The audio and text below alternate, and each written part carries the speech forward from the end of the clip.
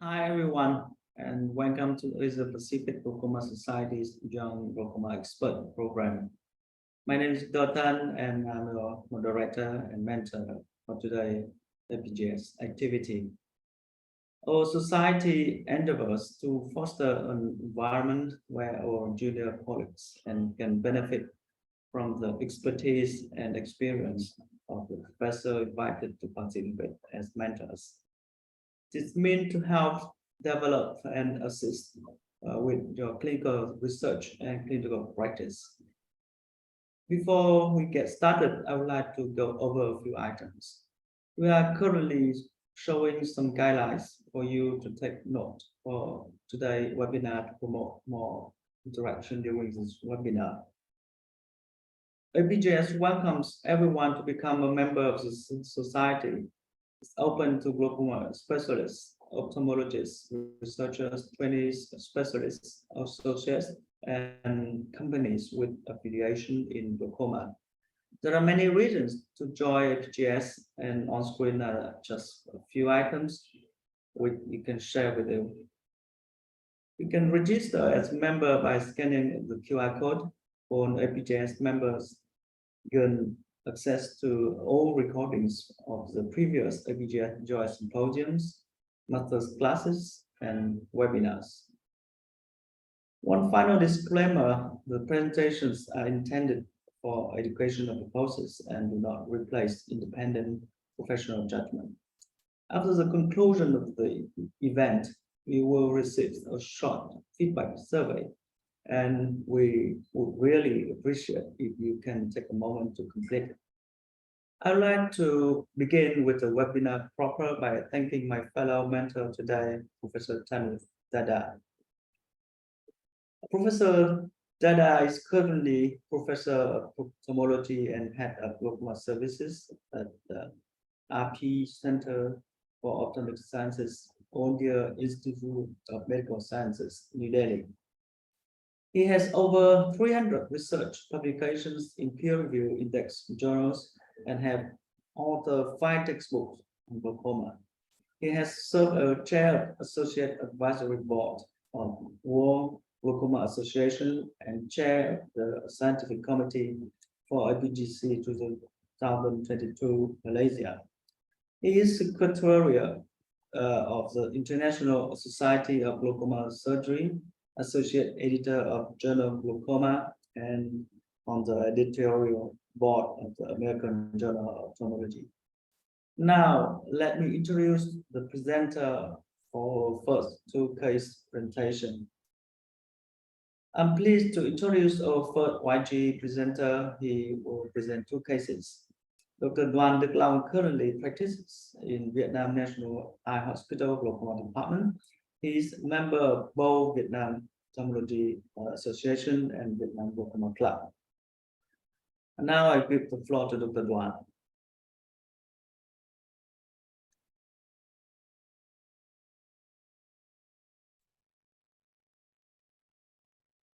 Good afternoon, Professor Tanuj Dada, Dr. Doan, and everyone of Young Glaucoma Experts. I am Dr. Doan from Glaucoma Department of Vietnam National Eye Hospital. Today I come here to talking about my presentation, Ahmed FP7 flow testing. About my contents with 6 parts. Part 1, introduction. Part 2, flow register. Part 3, flow testing. Part 4, case study 1 and 2. Part 5, research. And part 6, conclusion. About the structure of the valves, a silicone tube connected to a silicone sheet valve held in a scrap shape and placed of silicone. The valve consists of a thin silicone elastomer membrane to reduce internal friction within the valve system and a tabular chambers. Material of and spec. And you can see tubes specification, length 25.4 millimeter, and inner diameter 0.305 millimeter, and outer diameter is 0.635 millimeter. materials of valves, placed body and drainage tube, medical grade silicone, and valves, medical grade silicone and elastomer membranes, and valves casing, medical grade polypropylene. But no mention about closing and opening pressure. About the flow restrictor, the increased exit velocity have to evacuate the equal from the valve, reducing the valve friction. The valve is designed to restrict the outflow when intraocular pressure is less than 8 mm of mercury. Recommended criteria: a good valve if opening pressure more than 12 mm of mercury and closing pressure less than 8 mm of mercury. A vent not good opening if opening pressure more than 80 mm of mercury, and a valve not good closing if closing pressure less than 5 mm of mercury. And flow testing, a result of SWOT-B assessment of closing pressure in silicone Ahmed AP7 glaucoma valves on Journal of Glaucoma. As you can see, this is a schematic of the apparatus used to test gravity-driven system in which inlet pressure is measured directly from room manometers. Flow testing of us, we prepare, tune, water column, water line, ruler, 27G right drop cannula attached to the van tube and the water column. The position of the valve is equivalent to 0 cm line on the ruler, and pressure is adjusted up or down 1 cm every 5 seconds and record results. And the results records as high as of the water column with a ruler. And the next is case study 1. A female patient, 52 years old, come with us because of blurred vision and pains. Her history: OS removal and prosthetic, OD congenital glaucoma, has undergone trabeculectomy surgery 18 years ago. Currently being treated with eye drop, travel brush 1 time per day, and brimonidine timolol 2 times per day. NOD BCVA 20 and 100. IOP is 46 mm of mercury. Glaucoma drainage revive surgery was indicated. This is a video of us in this case with flow testing. Firstly, set up a water column as high as the patient eyes, and then slowly lower the water column height and monitor the amount of water draining through the plate. And you can see when the valve pressure is less than 10 centimeter, the valve closed and the water cannot come out from the plate. And then we continue to pull up the water column. We pull up the water column slowly. And when the pressure is more than 17 centimeter, the valve open, and you can see the water is coming out from the plate. You can see the water is coming out.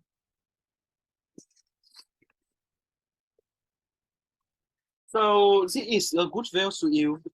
We continue surgery normally and follow up for a month in this case. Post operation, in 1 day, IOP is 15 mm of mercury. In 1 week and in 1 month, IOP is 80 mm of mercury too. And the next is case study case. A male patient, 45 years old, come with us because blurred vision and pains.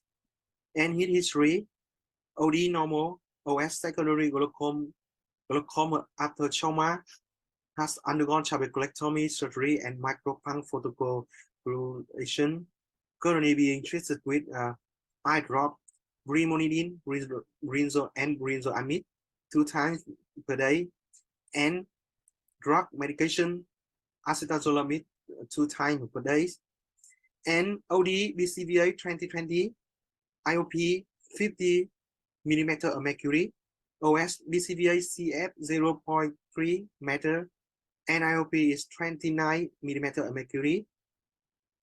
Glaucoma drainage device surgery was indicated.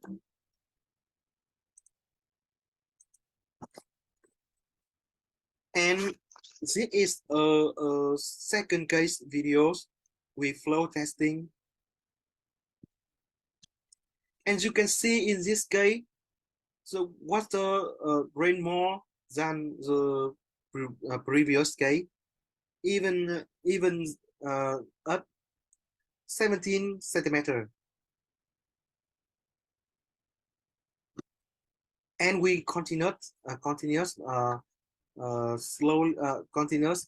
lowering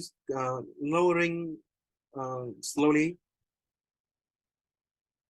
And even when the pressure is less than 11 and 10 centimeter, the water still drain through the place a lot. And we continue lowering the water column.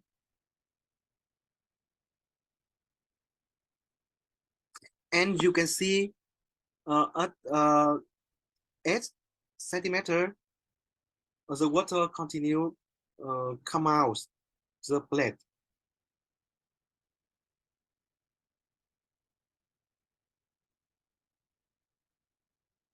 And we continue lowering the water column height to 5 centimeter and even lower.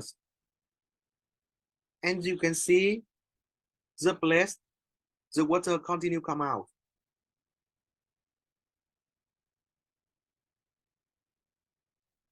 And we continue lowering the water column height to lower. You can see at 3 centimeter, and the place the water continue come out. So in this case, the valve is not capable of closing.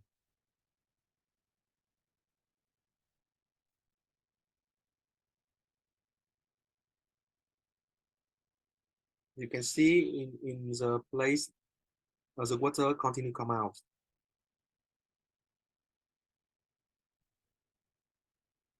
And so we have to ligate the tube when the valve system do not work.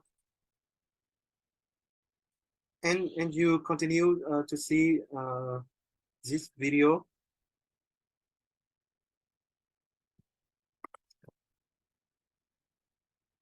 So in this case, we use 7 and 0 absorbable suture to ligate the flow through the valves at the valve tube, and even no flow through the valve tube.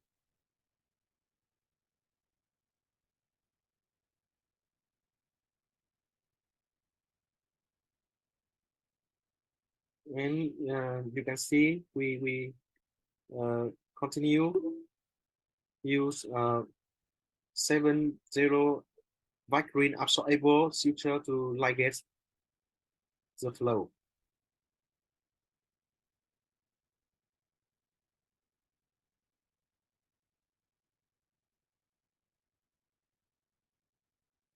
And before we surgery this patient, we flow retesting this valve, and we see no flow in this valve.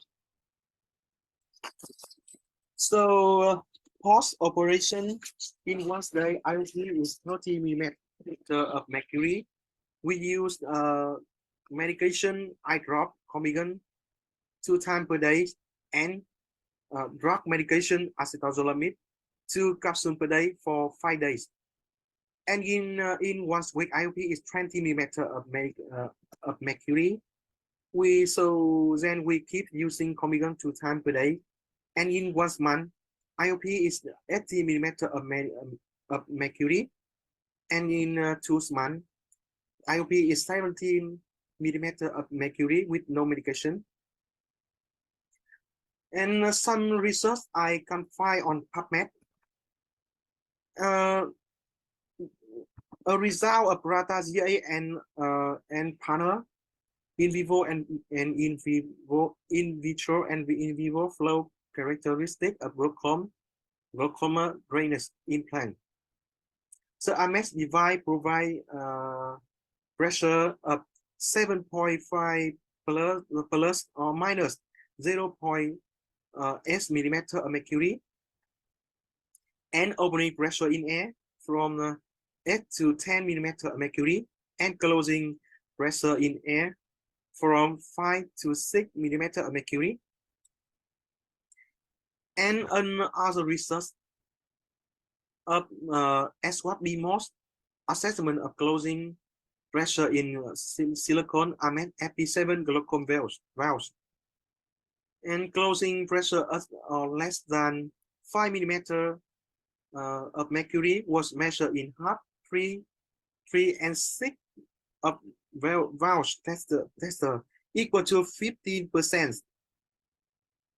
And it is considered personally problematic clinical situation. And another research of Boxman on nature.com eyes. Glowing pressure of less than 5 millimeter of mercury was measured 11 and 30 equal to 36.67%. And conclusion, so flow testing is essential to evaluate Ahmed functions that help to prevent postoperative complications such as shallow, fast anterior chamber or choroidal detachment. And finally, thank you for listening.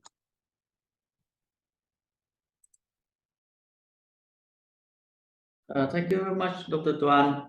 And now I would like to invite Professor Dada. Can you kindly share with us your insights? So I think I would like to congratulate Dr. Doan for very excellent presentation. And this is a very serious issue that he has highlighted. And this has been a problem since the introduction of Ahmed glaucoma valve. And initially the material was polypropylene, and the valve function was found to be not appropriate. And this has gone worse with the introduction of silicone, because it's a very pliable material and exerts less overall pressure on the valve mechanism. So I think there is an inherent fault in the valve system with the Ahmed glaucoma valve. And practically this comes into play because many times when we have put Ahmed glaucoma valve, we end up with hypotony, and we advise our residents and fellows to put viscoelastic in the anterior chamber to prevent hypotony after using the Ahmed glaucoma valve, even though if it was functioning properly, hypotony would not have happened. So I think it is very important, in addition to priming the valve, to test the opening and closing pressure. But on the operating table, it's important because supposing this is not functioning properly, then either you need to ligate or you need to have a replacement valve available with a policy of reimbursement by the company. So I think we need to give a strong message to the manufacturers to have a better quality control and check these valve mechanisms before these are put out for purchase in the market. And the second thing is, because of so much of variability in the opening and closing pressures, the overall outcomes in all studies comparing the Ahmed glaucoma valve versus the non-valved implants show that the long-term IOP outcome is worse with the Ahmed glaucoma valve as compared to the non-valved implants. So I think if patient requires a low target pressure, then it is better to use a non-valved implant with a flow restrictor rather than an Ahmed glaucoma valve. And in case you are using the Ahmed glaucoma valve, then it's mandatory to check the flow. And if you get a situation where the valve is not functional, then you have to put in a suture like showed in the case presentation. Otherwise, you're going to land up with hypotony and other serious complications, which may include choroidal detachment or even a suprachoroidal hemorrhage. So thank you for a very important message that should be given to all the attendees, that it is mandatory to check the flow parameters of Ahmed glaucoma valves. It is not practically what is labeled by the manufacturers. The opening and closing pressures are very variable across the valves. Thank you. Thank you, Professor Dada. So in Vietnam, we have only one choice of tubes. We have only AMEC. So that we cannot, we have no experience with other non-valve systems. So we have only AMEC. So we have to use it. Okay. So recently I found out these problems because I from my very painful experience with two cases. I did those two cases properly. I thought because I did, in the normal manner, but post-operatively the AC completely flat. So I at that time I started thinking about the problem with the defect of the valve system. So from recently, from a year and a half, I started tested my every AMET tube in every case for myself, and for those two cases, I think that the problem can happen, in many tubes. In literature, the AMET tubes have been tested in many studies, and in other authors use different methods. Some authors use a fecal machine to connect to the tube and increase and decrease the height of bottles to measure the pressure, the closing pressure and the opening pressure.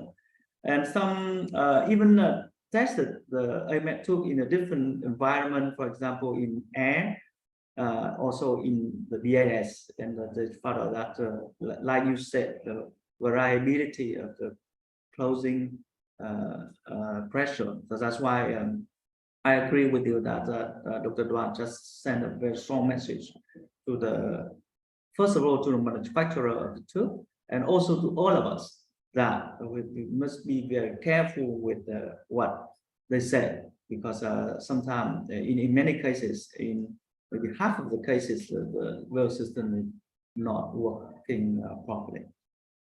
Thank you, Dr. Doan, for very interesting clinical cases. I would like to thank you, the mentor Doan and mentor Tanuj Dada. Thank you. If anyone in the audience has any questions, please type in the question in the chat box found at the bottom of the screen, and all the case presenter and mentor will participate in the question and answer session scheduled at the end of this webinar. So now I would like to move on to our second presenter, Dr. Hong Kee. He was born and raised in Kuala Lumpur.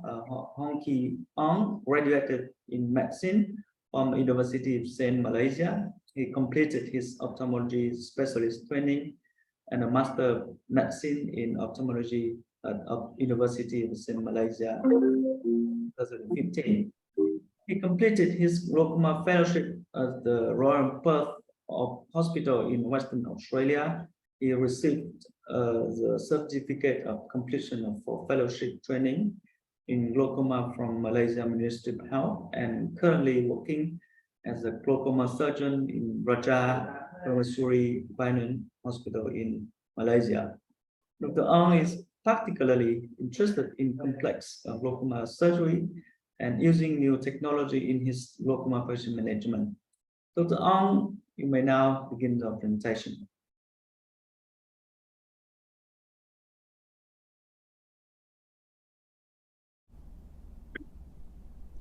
Hello, good evening everyone. My name is Hong Kee. I am a glaucoma specialist from Raja Permaisri Bainan Hospital, Ipoh, Malaysia. First of all, I would like to thank the Asia Pacific Glaucoma Society for this opportunity to present a challenging case and encounter and to learn from the distinguished speakers and mentors, Professor Tanuj Dada and Dr. Doan. I do not have any conflict of interest in regards to these presentations. I have a 38-year-old lady with underlying bilateral eye developmental cataract. She had a left eye cataract surgery done in 2007 in another hospital. 8 years later, she came back with the left eye total rheumatogenic retinal detachment (RRD) in 2015. She underwent a left eye scleral buckle, vitrectomy, and silicone oil, plus with the right eye lens aspirations and intraocular lens implant. 9 months later, her right eye developed a rheumatogenic retinal detachments and needed the similar surgery of buckle, vitrectomy, and silicone oil. After that, she developed a high IOP in both the eye that needed 2 anti-glaucoma eye drop medications. Her IOP was uncontrolled with topical anti-glaucoma medications, and she underwent removal of silicone oil and AC washout in October 2017 for the left eye and January 2021 for the right eye. Unfortunately, her right eye had a redetachment subtotal RRD a month after the removal of silicone oil and needed to go in OT again for vitrectomy, retinotomy, endolaser, and gas. 2 months after that, her right eye visual acuity improved from hand movement to 624 with the intraocular pressure of 20 mm mercury. Throughout April 2021 until February 2023, her right eye IOP ranged from 14 to 20 mm mercury and her left eye IOP ranged from 17 to 20 mm mercury while on 4 topical anti-glaucoma eye drops. She was presented to my clinic in February 2023 because of uncontrolled IOP. On examinations, her right eye visual acuity was 624 with the scleral buckle 360 degree. AC was deep and quiet with the gonioscopy show open angle in all quadrants with intermittent pass nasal temporally with a minimal emulsified oil superiorly. Fundus examination showed the right eye is pale optic disc is fully cupped, retina flat. While on the left eye visual acuity was 636. IOP was 46 on 4 topical. With the conjunctiva was white with scleral buckle of 360 degree. PI's presence at the superior 12 o'clock and inferior 6 o'clock. Anterior chamber was deep and quiet. Gonioscopy show open angle in all quadrants with intermittent pass nasally and minimal emulsified oil superiorly. Fundus examination on the left eye shows a pale disc with 0.9 and retina flat.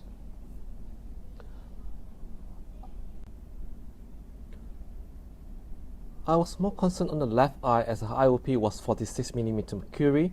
I was thinking that to put in the glaucoma drainage device for her, but the buckle there may compromise the space tubes and increase the risk of erosion.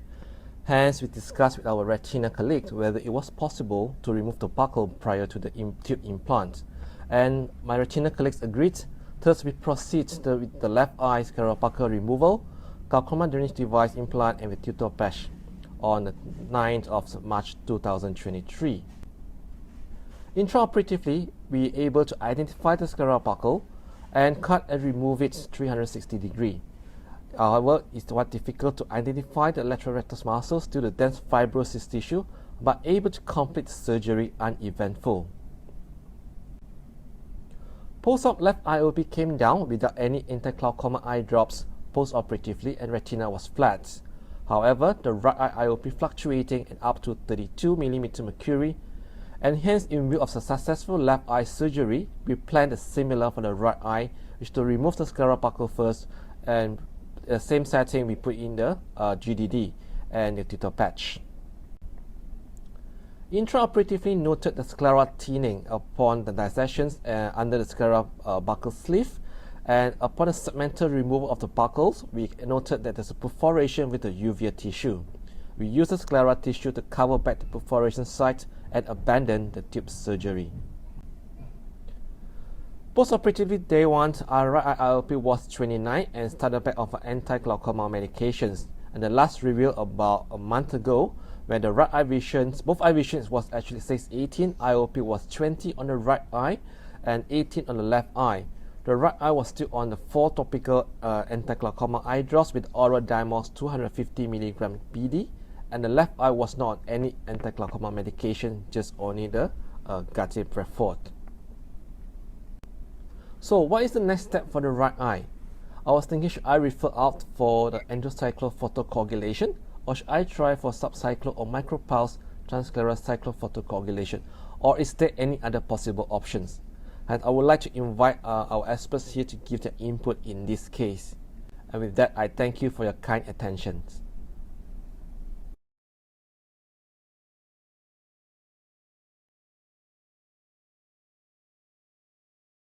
Thank you very much, Dr.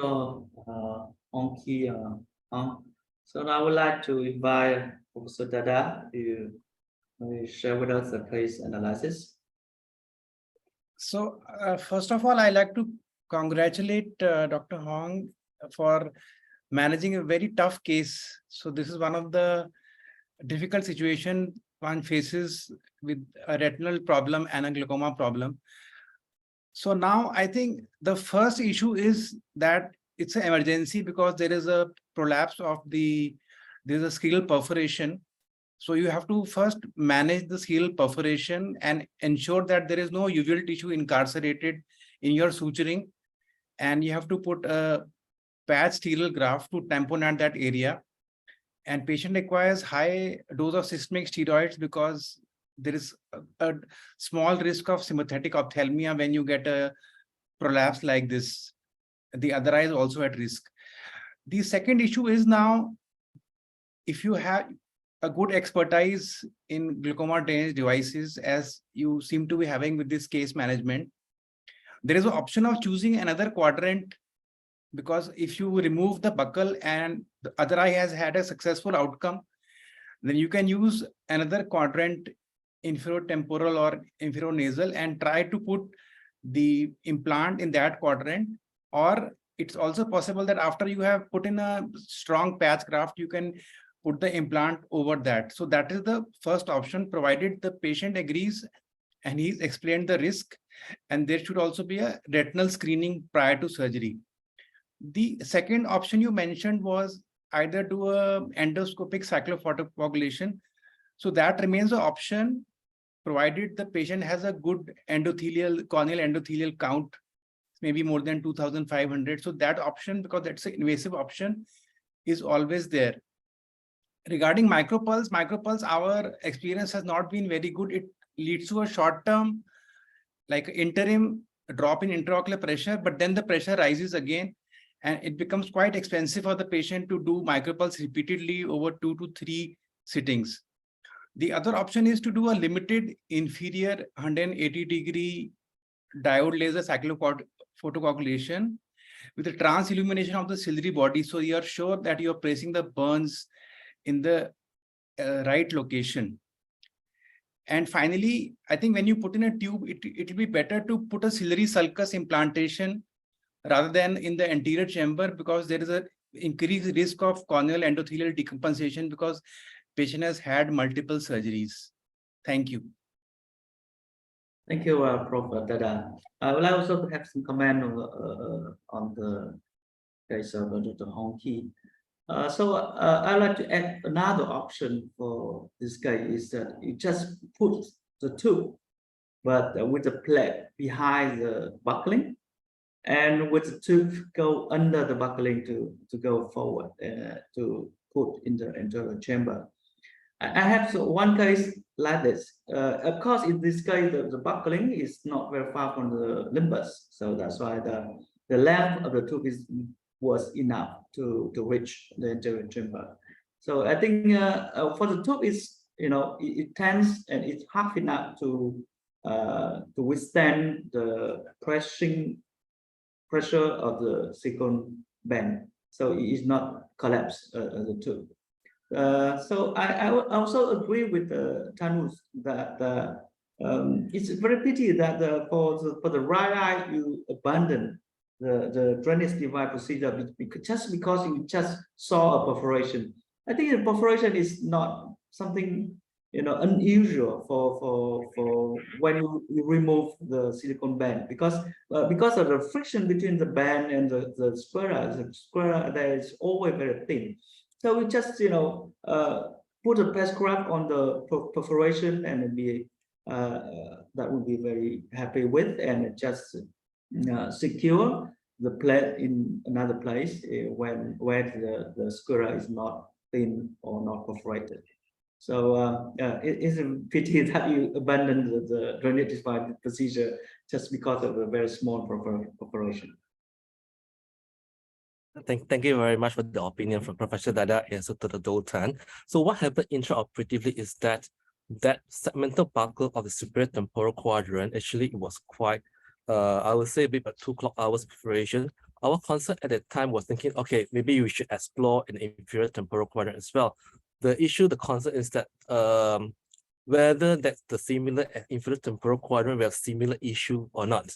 This is actually our concern why we decided that we abandon first and then see how it goes, because we did not actually expect that the superior temporal quadrant should perf, and if it's perf at one quadrant, whether the other quadrant have a higher risk of perf as well.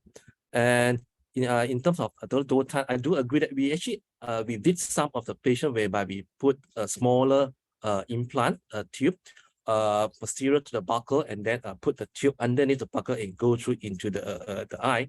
But our experience is that there are a few cases whereby the erosion of the tube is quite, I would say, scary in a way that a few patients that we have to open up and explant implant because of the risk of infection. That's why we also a bit skeptical about putting the implant together with the buccal inside. That's why in this case, we actually discussed with our retina surgeon whether it's possible or not to remove the buccal prior to that. Yeah. Because I'm also a VR surgeon, sometimes we agree that after 2 years or 3 years of the buckling, the buckle is not longer necessary. But sometimes when we remove the buckle, the retina can redetach again. So that will be a very big problem with buckle removal. Dr. Hong, what about a segmental removal of the buccal rather than removing the entire buccal? What about just removing a small segment of the buccal in that area where you're putting the tube? Prof, this is for the right eye or the left eye? No, I'm saying whenever you do such cases, why do you recommend to remove the entire buccal? Is it required, or you can just remove a small segment and put in the implant? Okay, the reason why we remove the whole buccal is because after discussion with my retina colleague, he said that you are going to remove it, just to take out the whole 360. That's why we go in. But the initial plan, if let's say that extensive fibrosis that we can't do that, then I'll just do a segmental removal of that case. But can I ask you, Dr. Doan, based on your experience as a glaucoma and also a retina surgeon, right? So usually do you put the Ahmed implant posterior to the buccal, right? Do you use another kind of a tissue placement or scleral patch or tutor patch to cover it before you close the conjunctiva? And do you have any difficulty in terms of pulling the conjunctiva to close it up? No, because in my cases, as I said, the buccal is not very far from the limbus. So I just put my plate. My plate is just 10 to 20, I think 12 millimeter behind from the limbus. So it's okay at that position, and I didn't cover the plate with another tissue. It's just the conjunctiva. Yeah. Another worry about putting the AMAT or any kind of tubes in the silicone oil filled eye, because sometimes you have a lot of droplet of the silicone oil into the chamber. Do you think that can be problems in the future that can block the veil system? I think there might be a possible issue as well, because despite that, the retina surgeon went in to do a removal of silicone oil. There's never like 100% kind of thing they can remove totally. So there might be some residual of this emulsified silicone at the superior angle, as in this case. But I think that we have to try to doing the best, like make the tube longer or the kind of things. Hopefully that it will not go up and then block the tube. Yeah, or we can do infrared temporal is another one of the options. Thank you very much. So now I would like to invite all of you, all attendees to the Q&A section, because we seem to have a lot of questions in the chat box. So the very first questions, maybe for Professor Dada. Would the tube ligation increase the risk of the hypertensive phase? Because you're from India, and then the AMET tube came from India, so you have a lot of experience with the AMET tube. No, I think tube ligation, ideally, it should not be done for the Ahmed valve unless it's problematic, as shown. If there's if the valve is not functioning properly, then I think there is no choice. If the valve is malfunctioning, you are at risk for hypotony and all the complications. Then you need to ligate it like you do for the non-valved implants. And I think actually, if you ligate it, there is a decreased risk of hypertensive phase, because hypertensive phase basically occurs because of the inflammatory cytokines being released into the subconjunctival space. So actually, if you ligate the tube and initially you don't have inflammatory aqueous in the subconjunctival space, then ideally you should have a decreased incidence of the hypertensive phase. Yes. Thank you. That's why it's subtracted from an Indian study to use the aqueous subpressures for at least 6 months after the AMET tube implantation. Can you talk a little bit more about detail about that study? So I think it's important that if you give the patient, the pressure should not go anytime above 10 millimeters of mercury. If you can retain a low pressure, then the inflammatory cytokines that are being secreted, and that is the cause for fibrosis, becomes high. So if you give the patient anti-glaucoma medications and even oral acetazolamide and keep the pressure low until the full formulation of the bleb around the plate, then there is a chance of a better long-term outcome. Once you get a high pressure and you get an encysted bleb, whatever treatment you use, there's a very high chance of recurrence. So I think that is the basis of having Ahmed valve with a low pressure in the post-operative period to prevent the late post-operative complications and failure. Thank you. Can I ask that? Let's say you have a post-Ahmed valve with IOP of single digits. Do you still routinely give this the aqueous suppressants? No, if IOP is in the single digits, then you don't need to give aqueous suppressant. You just have to watch the IOP. If the IOP goes up, then you may need to give single digits. You should not give aqueous suppressants. Thank you. We have a comment maybe from Dr. Iban. Iban is also the member of our board. He said that were excellent. I had 2 cases of cystic bleb around the AGV booklet, which require revision surgery later on, even after doing meticulous surgery as usual. Probably those AMET tube deliver after COVID situation have some manufacturing tissue issue. Dr. Iban, are you there? You can talk a little bit more detail about your cases. Iban. Maybe he's not there. Okay, so let's move on to another question for Dr. Hong. If a patient is on oral Diamox, would it also contribute to certain IOP lowering for the left eye? Yes, it may, but even before that, I think the IOP on the left eye was not too bad. I think early 20s kind of that. So it's to us for the baseline of much higher of I think 30 plus is quite okay. Furthermore, is this is still within the 6 week where we still have the options of take out the Prolene suture, the intraluminal sutures. We may have a lower IOP after that. So another question also for you: can the buccal can be excised only in the side of the drainage tubes, not 360. Yep. As I mentioned earlier on, because that's my initial plan from the glaucoma team, but after we consulted our retina team, their opinion is that since you go in to remove this, stick it out 360. So that's why we proceeded 360 for the left eye, and then the right eye, we just do a segmental. Okay. So now the question for the follow-up examination of a patient with Ahmed Bells. What points should pay attention to? Any red flags that need to be noticed? Which will be a question for Prof. Dada. No, I think if you have put in an Ahmed glaucoma valve and you get a shallow anterior chamber and hypotony on the first post-operative day, that is an indication that the valve is malfunctioning. So immediately you need to put some viscoelastic in the anterior chamber. If that resolves the situation, well and good. Otherwise, you may need to open up and put a ligature, like was shown in the one of the case presentations, to prevent hypotony and further complications such as collateral detachment or even suprachoroidal hemorrhage. So that is I think, very important sign that you're getting hypotony and shallow AC after the Ahmed glaucoma valve implant. And you should be sure that there is no leakage occurring from the site where the tube is going in.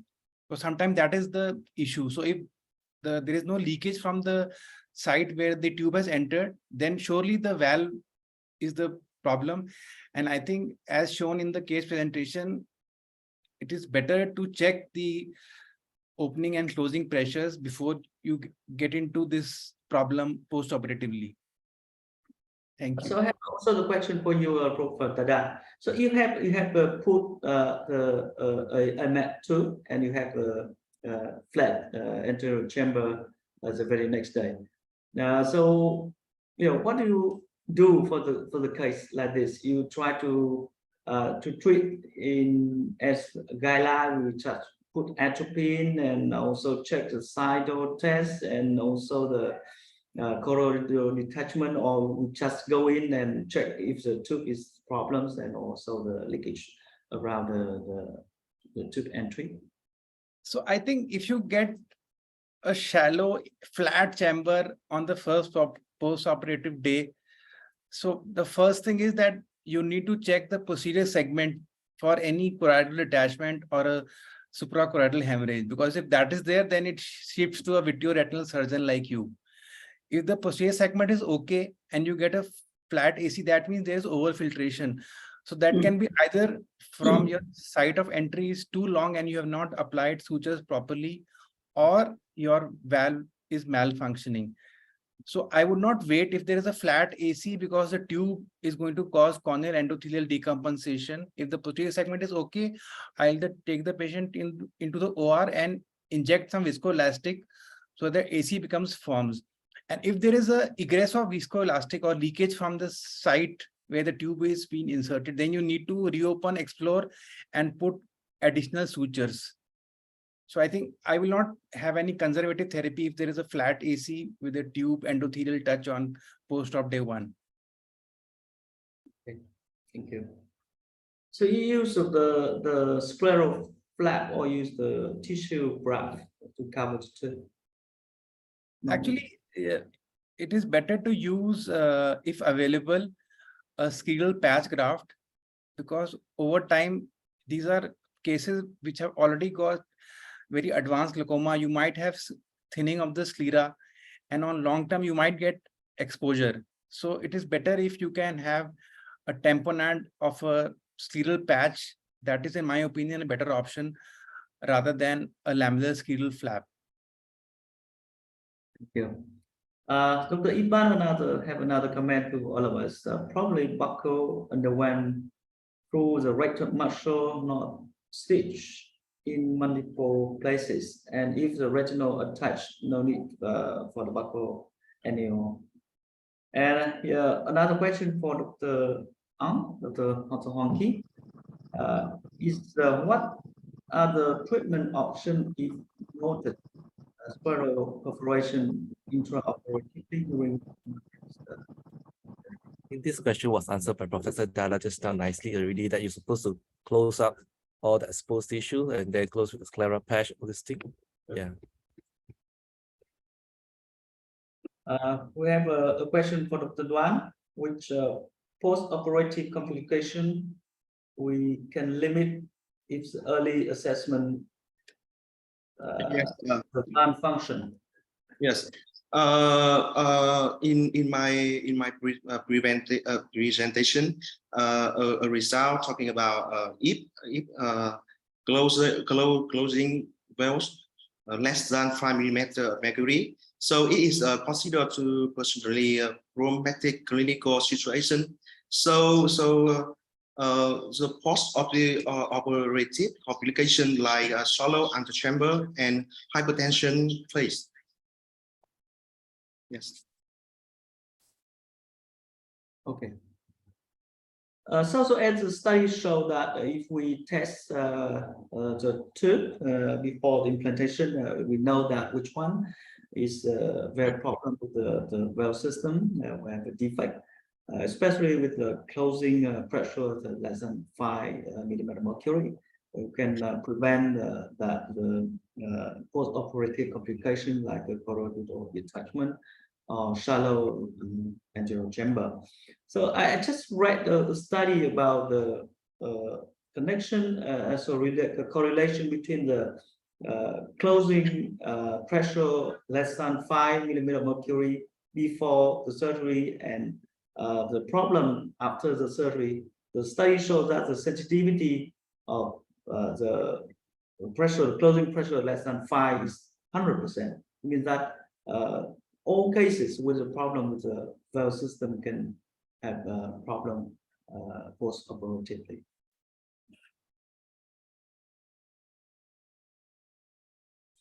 I also the question to maybe to all of you. So do you think that the manufacturer of the Ahmed tube will have to do something because of the it's very alarming ratio of the valve system problem. So do you think that they can do something better because the device is not as good as we thought? Prof. Dada? No, I think they've already done, they've launched the Ahmed Clear Path and realizing that the outcomes are not as good as with these implants. So I think that is now catching up a lot. Even in India, the Ahmed Clear Path with the ease of implantation and it's similar to you don't have to put it under the recti muscle. So I think that is the innovation they have done. This valvular mechanism, I think there has to be a total rethink the current mechanism of the silicon membrane. Since its inception, it has been faulty. There has been numerous reports of variability. So they will have to go back to the drawing board and think of a different mechanism totally for this instead of the silicon membrane to come up. And I think that feedback we must pass on to them as a society regarding this important clinical issue. And even replacement if there is a defective valve. So do you think that in India we can reject the defective tubes? No, the problem that is a practical problem. Just to like it the tube. That is a practical problem because like this is very expensive now. The cost has gone up, so it's like $250 very expensive for our patients. So we get specifically one tube per patient. So if that is faulty, then it becomes a real problem. You can't, on the table, there is no way you will have. But after seeing this presentation, I think everybody should keep an inventory of at least one spare valve in the operation theater or learn to ligate it if it is malfunctioning. Okay, thank you very much for everyone for a very interesting discussion. Thank you. Thank you. And Prof. Dada to the Doan. big thank to all of you.